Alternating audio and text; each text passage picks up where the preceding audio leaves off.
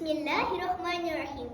Assalamualaikum warahmatullahi wabarakatuh. Selamat pagi dan selamat sejahtera saya ucapkan kepada Yang Berbahagia Tuan Pengerusi Majlis, para tetamu jemputan pada hari ini, guru-guru dan rakan-rakan sekalian. Nama saya Nur Zakira Aftani binti Zaini. Saya merupakan murid tahun 4 yang bersekolah di Kebangsaan Terentang. Saya merupakan anak ketiga daripada 4 orang adik-beradik. Hobi saya pada masa lapang ialah membaca buku cerita. Untuk itu, pada hari ini saya amat berbesar hati ingin berkongsi kepada anda semua tentang sebuah buku yang baru saya baca bertajuk Balasan Pak Keledek. Buku ini telah ditulis oleh Hanafiah Latif dan diterbitkan oleh Cipta Publishing pada tahun 2016. Ia merupakan salah satu daripada 10 tajuk yang terkandung dalam siri Keluarga Sayur. Siri ini direka khusus untuk membantu peribadi kanak-kanak dan merupakan kumpulan cerita yang dapat memberi pengajaran kepada para pembaca. Siri ini juga menjadikan sayur-sayuran sebagai watak utama penceritaannya untuk menarik minat pembaca kanak-kanak. Saya amat tertarik dengan pendekatan penulis yang mengetengahkan sayur-sayuran sebagai watak-watak di dalam ceritanya. Sememangnya saya amat terhibur membaca buku cerita Balasan Pak Keledek ini kerana bukan sahaja saya tertarik dengan jalan cerita dan ilustrasi buku cerita ini, saya juga dapat mengenal sayur-sayuran dan mendapat pengajaran baru yang telah dijadikan tauladan setelah membacanya. Balasan Pak Keledek mempunyai 14 muka surat yang syarat dengan ilustrasi menarik pada setiap halamannya. Jenis tulisan yang digunakan juga tidak terlalu kecil atau terlalu besar dan membuatkan mata saya selesa ketika membacanya. Cerita ini mengisahkan tentang Pak Keledek yang sudah tua tetapi suka berjalan-jalan sambil bersenam. Baginya, ia bagus untuk kesihatan. Suatu hari, sedang Pak Keledek berjalan-jalan, dia telah terserempak dengan terong yang memanggil-manggil namanya. Terong meminta Pak Keledek untuk membantunya menangkap seekor burung terkukur yang telah diperangkap di bawah tempurung kelapa. Pak Keledek bersetuju. Terong mengangkat tempurung kelapa itu dan Pak Keledek segera ingin menangkap burung terkukur itu. Tetapi alangkah terkejutnya Pak Keledek kerana bukan burung terkukur yang keluar dari bawah tempurung kelapa itu, sebaliknya katak.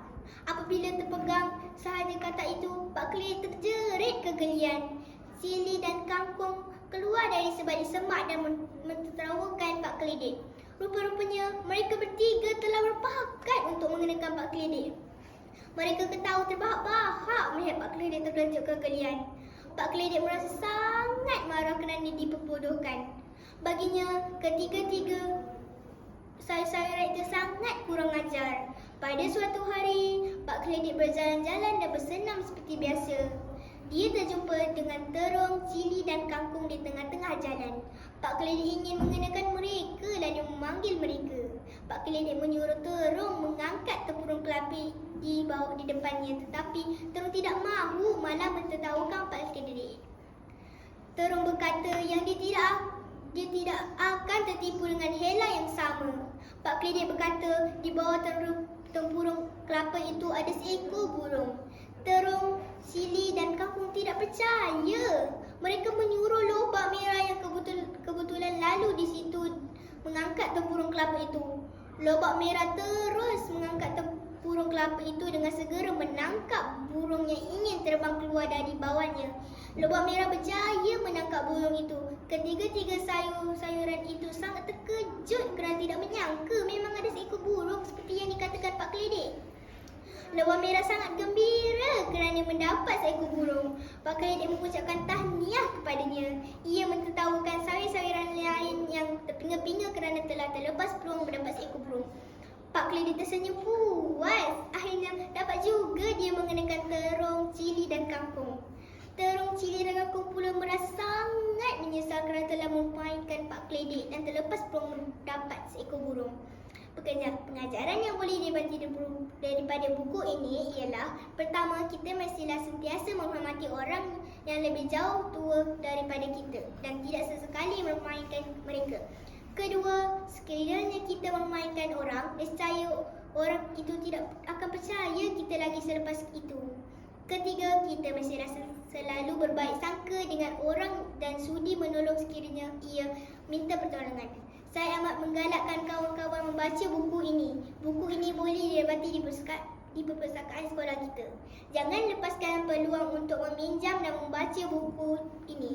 Demikianlah perkongsian saya untuk bicara buku ini. Saya sudahi dengan ucapan terima kasih. Bye.